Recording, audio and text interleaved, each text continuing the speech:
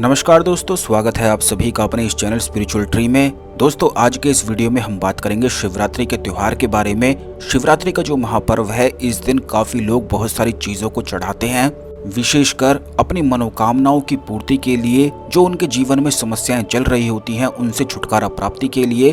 तो आज के इस वीडियो में हम आपको बताएंगे कि कौन कौन सी चीजें महाशिवरात्रि पर भगवान शिव को शिवलिंग पर चढ़ाई जाती हैं, और विशेष खास मनोकामनाओं की पूर्ति के लिए कौन कौन सी चीजों को चढ़ाया जाता है। इस बारे में पूरी जानकारी हम आपको देंगे, जिससे आप महाशिवरात्रि पर इस दिन का खास विशेष लाभ उठा सकें और अपने जीवन की सारी परेशानियों को मिटा सकें। सबसे पहले वीडियो को लाइक करके कमेंट बॉक्स में ओम नमः शिवाय, हर हर महादेव अवश्य ही लिख दें, जिससे भगवान शिव की कृपा आप पर हमेशा ही बनी रहे। तो दोस्तों, आपको बता दें कि शिवरात्रि के त्योहार पर काफी लोग तो व्रत रखते हैं, काफी लोग भगवान शिव को शिव मंदिर में जाकर शिवलिंग पर कुछ खास चीजें चढ़ाते हैं, जिनसे तुरंत मनोकामनाएं पूरी हो जाती हैं। और कुछ लोगों के जीवन में कुछ खास परेशानी जैसे चल रही होती है, शत्रुओं की समस्याएं, कर्ज की समस्याएं या और भी बहुत सारी परेशानियां चल रही होती हैं, तो उन खास विशेष परेशानियों के लिए इन चीजों को आप चढ़ा सकते हैं। तो सबसे पहला तो यही है कि अगर कोई व्यक्ति शिवरात्रि के त्योहार पर लाल और सफेद आंकड़े के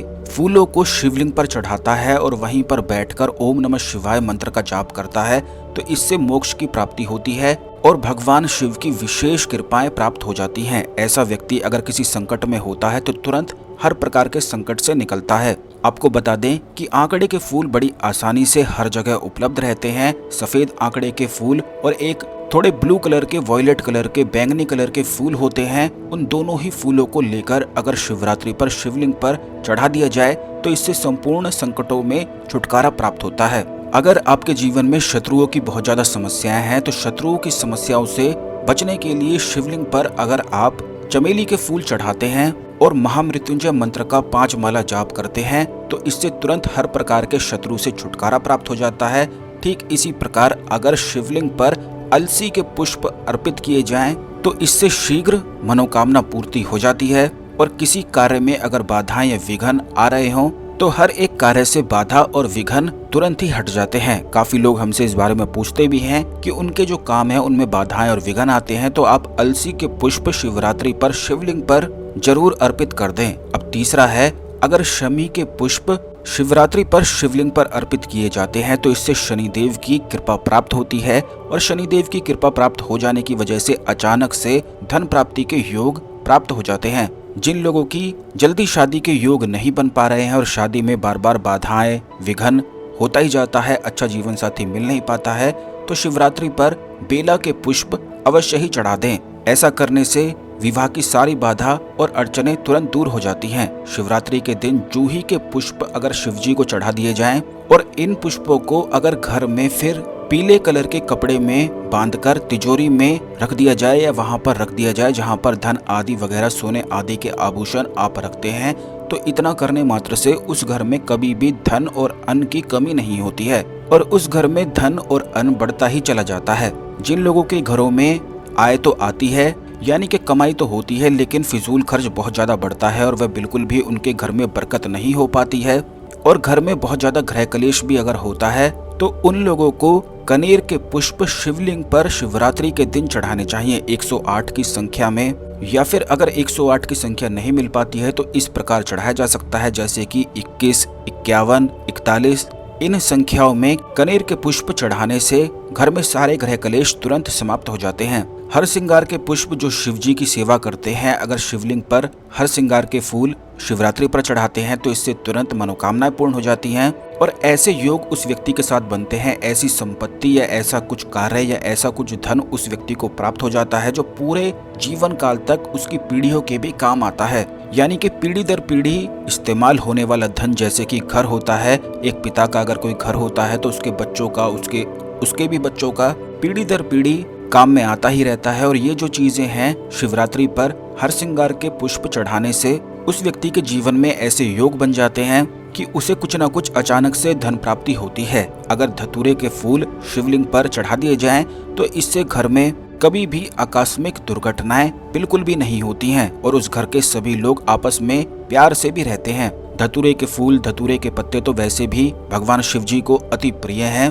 और ये एक आसान सा उपाय है, क्योंकि धतूरे के फूल, धतूरे के पत्ते आसानी से मिल भी जाते हैं। तो आपको 108 की संख्या में धतूरे के पत्ते या धतूरे के फूल ले लेने हैं, क्योंकि फूल आसानी से मिल नहीं पाते हैं।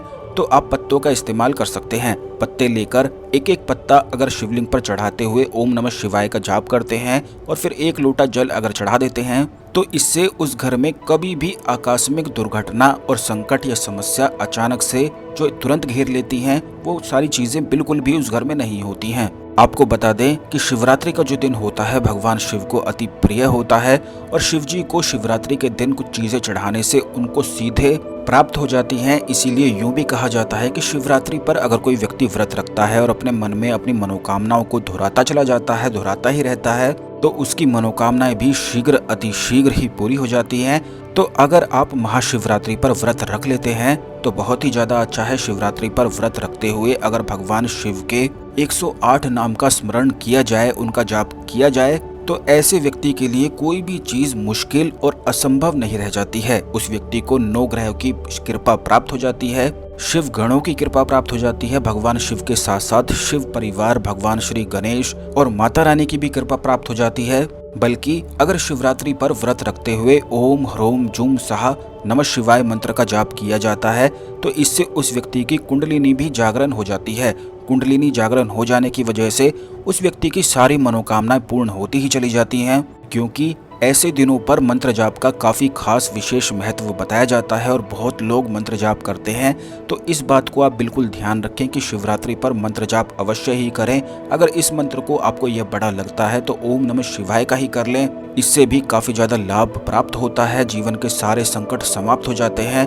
अगर आपके जीवन में संकट काफी ज्यादा चल रहे हैं तो महामृत्युंजय मंत्र का शिवरात्रि पर जाप करने से राजयोग उस व्यक्ति की कुंडली में निर्मित हो जाता है। अगर किसी व्यक्ति को घर में किसी रोग ने पकड़ लिया हो, रोग से कोई व्यक्ति परेशान हो, तो अगर महामृत्युंजय मंत्र का शिवरात्रि पर जाप करके 11 माला उस व्यक्ति को यही माला पहना दी जाए और 11 माला जाप करने के पश्चात जल अगर उस व्यक्ति को पिला दिया जाए, तो उस व्यक्ति के रोग में काफी ज्यादा छुटकारा और लाभ मिलता है। काफी लोग अपने जीवन में इसी समस्या से काफी परेशान रहते हैं कि उन्हें कुछ न कुछ इस प्रकार के रोग होते हैं, जिसके कारण उनके जीवन में काफी ज्यादा खर्चा होने लग जाता है। तो आपको बता दें कि महामृत्युंजय मंत्र का इस दिन व्रत रखते हुए आप जाप करें और भगवान शिव से प्रार्थना करें और खुद ही देखें कि किस प्रकार बहुत तेजी से आपका रोग ठीक हो जाएगा। बल्कि अगर आप नहीं कर सकते हैं तो आप अपने बच्चों से या किसी अपने साथी से करवा सकते हैं। आपको कहीं भी जाने की आने की आवश्यकता नहीं है। कोई भी आपके घर में अगर कोई ऐसा व्यक्ति है जो योग्य है, जो मंत्र का जाप कर सकता है, तो उस व्यक्ति को बोलें कि एक कांच के गिलास में पानी भरकर महामृत्युंजय मंत्र का शिवरात्रि पर जाप करें। 11 माला 51 माला। इस बात का ध्यान रखें कि जितना ज्यादा मंत्र का जाप होता है उतना ज्यादा लाभ प्राप्त होता है।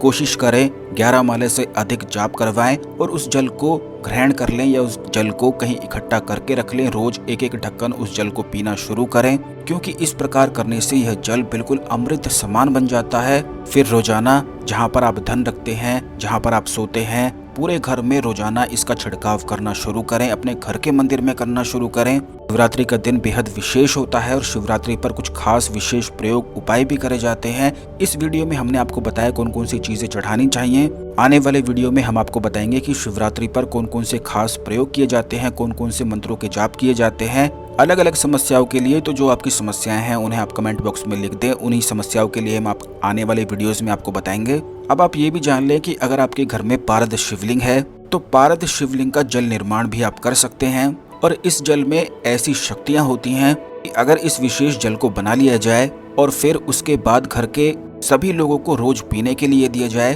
तो इससे घर में लगातार धन की आय बनती चली जाती है। विवाह में आ रही बाधाएं अड़चने दूर होती हैं, नौकरी में आ रही बाधाएं अड़चने दूर हो जाती हैं। और अगर कोई व्यक्ति कर्ज से परेशान रहता है तो उसके लिए भी यह जल निर्माण काफी ज्यादा विशेष हो जाता है। ये किस प्रकार बनाना है आने वाली वीडियो में निश्चित ही हम आपको बताएंगे, क्योंकि इस वीडियो में बताएंगे तो वीडियो थोड़ा लंबा हो जाएगा। इसलिए चैनल को सब्सक्राइब करके बेल बटन दबा के रखें, जिससे जब हम आपके लिए वीडियो लेकर आएंगे तो ये वीडियो मिस ना हो और आपको समय पर मिल सके।